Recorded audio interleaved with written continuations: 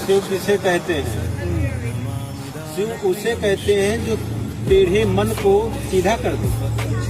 तुम्हारा मन काम, क्रोध, लोभ, मोह, राग, द्वेषादि अनंत इच्छाओं वासनाओं में टेढ़ा है।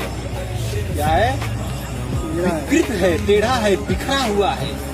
इसको जो पूर्णिमा की चंद्रमा की तरह गोल कर दे, सीधा कर दे, शांत कर दे, सम कर दे, प्रकाशित कर दे और स्वरूप को प्रदान कर दे, वो शिव है। हाँ, वंदे बोधमयम नित्यम गुरुम शंकर रूपिणम।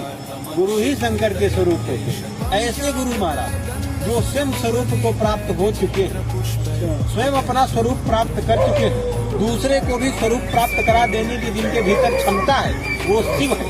ऐसे गुरु शिव कहलाते हैं। और बिना शिव की आराधना के तुमको इच्छित वस्तु नहीं मिल सकती।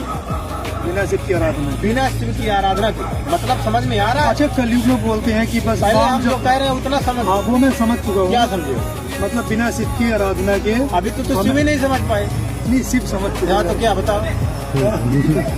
अभी तो तुम देखो गुत्थियों में उलझाने की कोशिश करो। अरे अभी तो सुलझा रहा हूँ तो एक प्रश्न समुद्र के लहर की तरह प्रश्न खड़ा हुआ है। तो पहले एक प्रश्न का अच्छी तरह से समाधान हो जाने दो, एक को अच्छी तरह से समझ लो, एक को ही पकड़ लो। एक को समझ के एक रास्ते पे उसी पे चलना शुरू कर दो तो लक्ष्य तक पहुंच जाओगे।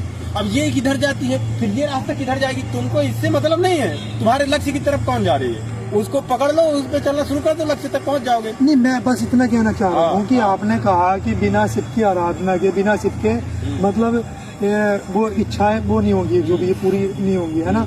ये कहा मैंने, कहा कि अभी ना कलयुग में बस नाम जप से ही भगवान की प्राप्ति मानी गई है ना। तो वो मुझे थोड़ा समझाओ जरा। उसको बता दे रहा हूँ। कलयुग केवल नाम आधारा। हाँ, नाम आधारा है कलयुग केवल हरि गुण गाहा गावत नर पावई भव। कलयुग में केवल भगवान का नाम ही आधार है। अब जब तुम नाम जपोगे तो भव का पार पा जाओगे। गावत नर पावई भव था, संसार का था मिल जाएगा। संसार किसे कहते हैं? जो 84 लाख योनियां है ना, इसमें भ्रमण कर रहे हो ना, था नहीं मिल रहा, कहीं मन स्थिर नहीं हो रहा, कहीं शांत नहीं हो रहा, तो इसके लिए नाम का गुणगान करना शुरू कर दो। उससे सब कुछ प्राप्त होगा। तुमको नाम ही आगे वाली श्रेणी तक ले जाएगा। वो सब कुछ नहीं है, लक्ष्य वो शिव ही है। लेकिन उस शिव को पाने के लिए तुम्हें नाम जपना होगा। ये एक सीढ़ी है।